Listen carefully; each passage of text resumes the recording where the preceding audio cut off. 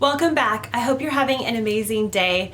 Today I wanted to discuss how we have simplified our lives and how we are living more minimal with a few tips and tricks as a family with 2 children.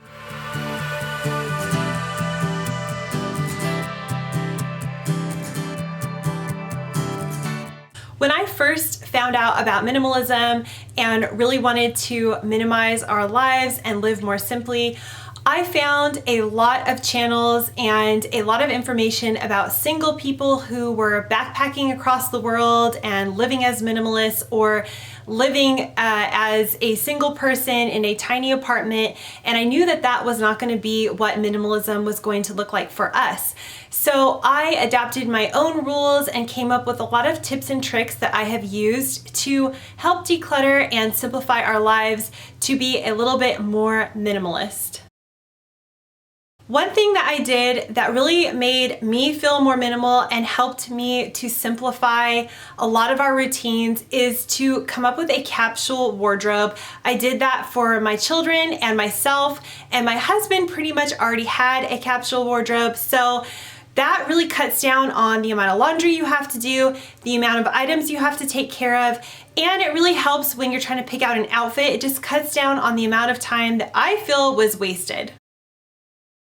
One thing we've done with our children for saving items that have a significant meaning for the future is I've decided to give each one of them a tiny bin and a book. So if it can't fit in the book or the bin, then we are not going to save it. And I've done the same for myself. I have one of those large bins with everything that I want to keep for now from my childhood and my teen years. I always want to make sure that all my items can fit in that one bin, and that's just a way to keep me from saving way too many items.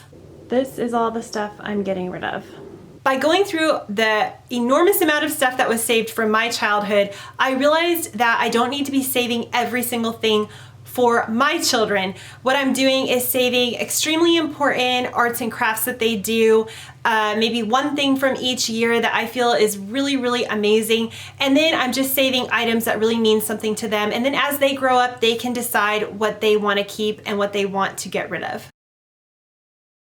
Before becoming minimal and downsizing, I used to shop for the future. So if my kid was 2 years old at the time, I would be looking at clothes and games that were for 3-year-olds, 4-year-olds. I was always looking at what was coming instead of focusing on what they actually needed right now. What do you think about your new shorts and your new rash guard? I think it's good. And what I realized is I was purchasing so many items that they never ended up wearing or using, and I really just ended up wasting money on. So by the time I had my youngest one, most of his life I have really been super picky with what I purchase, and I'm only buying things that we need at the moment. So I'm not buying for the future, and therefore the clothes that he has fit him, and the games that I'm buying for him are the ones that he can use right now. Instead of thinking about what he might need, I'm just focusing on what he really needs right now, and I found that that has cut down on so much shopping. In a lot of ways, I used to use shopping for them as an excuse just to shop, even though really they didn't need these items. Paper clutter with kids is a really big thing. I never realized this, but when my 4-year-old, now 5-year-old, went to preschool, he was coming home with several projects every day. So I'm talking about 3 or 4 papers that he did with writing or fun coloring projects that he did. And honestly, if I were to save every single one of those projects, there would not be enough room in this house for those projects.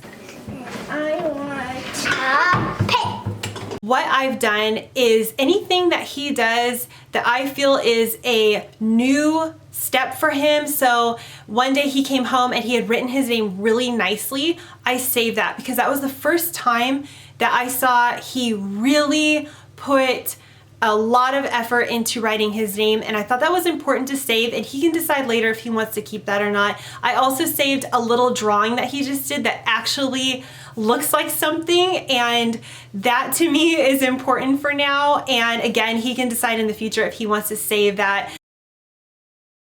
This may seem a little silly, but I've even become a little bit more minimalist with the food with my kids, and that is because there are certain things that they just will not eat, and they've tried it, and we still offer it once in a while, but I'm not trying to force them to eat things they just don't like. It's a waste of food in my opinion.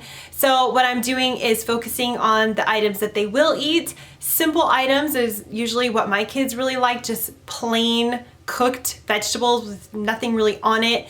And then I will introduce the new foods once in a while, but why would I be making them a ton of food that they don't like, that they've tried and they just will not eat? So that's another way that I've actually become a little bit more simple with what I'm feeding them and making them, and I find that it actually cuts down on the amount of ingredients that we have to have and the amount of food that is being wasted.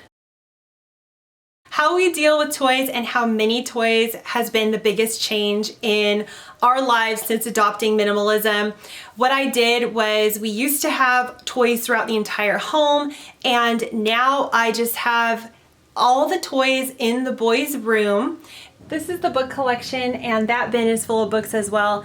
And I was able to whittle it down to this amount, which is really good for us. And then downstairs I have things that they can do with me. So projects, painting, drawing, any kind of art project I feel needs to be done at a table. So that's why I keep that downstairs where they can do that when I'm doing things around the house.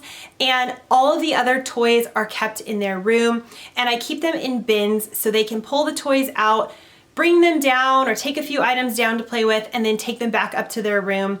Now this is not organized in any way, and that's because I let them put their own toys away. And we don't have a playroom, we don't have the luxury of having that area, so it really does have to be in their room.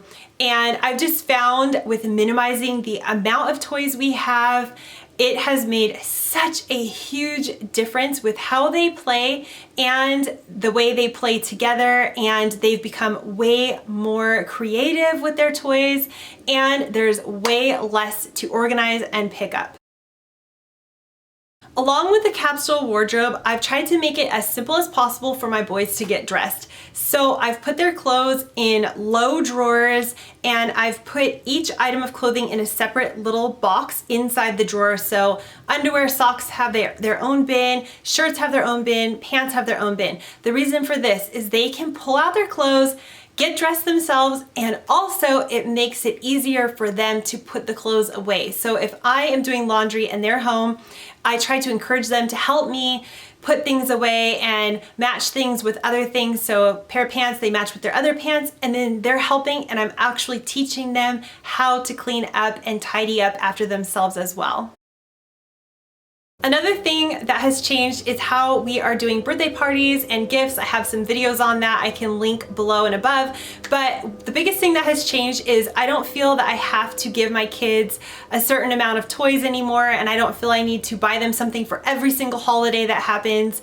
And I still am so happy when family members get them gifts, and it turns out that they are just as happy with a few items and a fun experience as they were having a ton of gifts. That just proves to me that minimalism is actually good for kids, and so far my kids have not noticed any kind of difference at all. They don't feel deprived. They just know that they're having just as much fun as ever.